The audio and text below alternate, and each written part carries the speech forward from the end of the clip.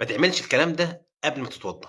اهم حاجه دلوقتي قبل ما تبداوا الفيديو وتكملوا معايا، سمعونا الصلاه على النبي عليه الصلاه والسلام تحت في التعليقات عشان الفيديو يوصل لغيرك عليه افضل الصلاه والسلام. ناس كتيره اما يجي يتوضوا بيعملوا حركه غريبه شويتين، تبقى انا متوضى ولا حاجه وابص كده الاقيه طالع من الحمام. انت يا ابني مش كنت في الحمام من شويه؟ يقول لك ايوه بس انا لازم هتوضى فهدخل الحمام تاني. ليه انت عاوز تخش الحمام فعلا؟ يقول لك لا بس هو انا لازم ادخل الحمام. ايوه يعني انت هتعمل حمام، هتتبول، هتحصل، هتعمل حاجه؟ يقول لك لا. طب انت داخل الحمام تعمل ايه؟ يقول لك بستنجى. طب يعني انت ما عملتش حمام هتستنجى من ايه؟ يقول لك ما هو انا لازم قبل ما اتوضى لازم استنجى. غلط يا حبيبي، انت فاهم غلط.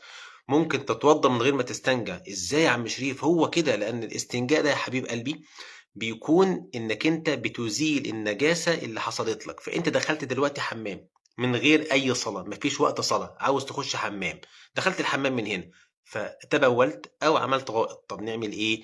بتستنجى. ليه بتستنجى؟ عشان بتزيل اثر النجاسة.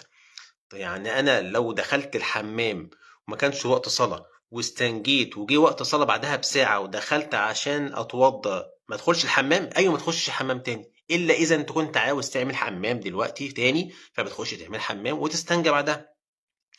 انا عاوز اقول لك ان الاستنجاء لا يكون الا من بول او غائط، حاجه طالعه من الدبر او القبل او مذي بقى او حاجات تانية يعني.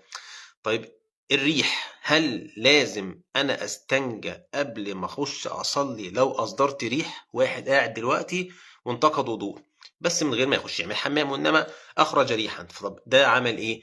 ما فيهاش حاجه. طيب وبعدين عاوز يتوضى يعمل ايه؟ يتوضى يعني ما يستنجاش؟ لا ما يستنجاش. ليه؟ لان الريح هو عباره عن هواء ليس فيه نجاسه، ليس فيه، ما بيسيبش اثر، فبرضه ما هو مش لازم تستنجى.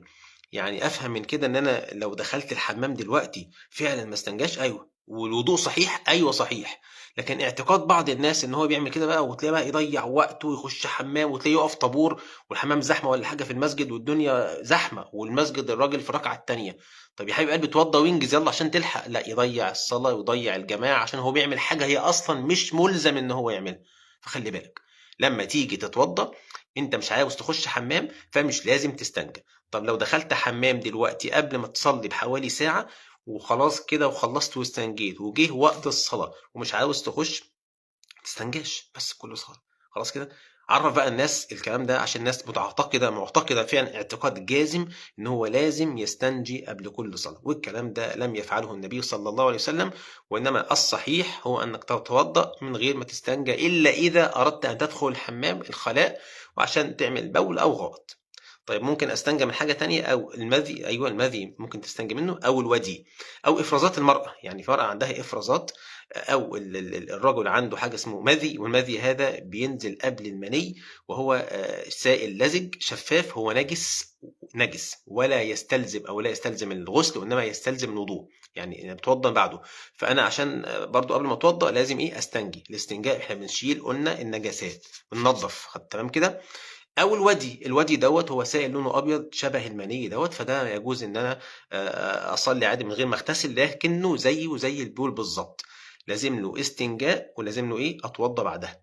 خلاص كده. دي بعض الامور. كذلك برضو المراه عندها بعض افرازات، فالافرازات ديت بتبطل الوضوء ولكنها لا تستلزم الغسل، فشأنها شأن البول بالظبط. حلو الكلام. كلام جميل. شيل بقى الكلمتين دول، ولحدك حد فيكم عنده اي سؤال ولا حاجه تقول تحت في التعليقات، ان شاء الله هرد عليه يخص الموضوع ده او اي موضوع تاني باذن الله عز وجل. والسلام عليكم ورحمه الله وبركاته. اوعوا تنسوا الصلاه على النبي عليه الصلاه والسلام.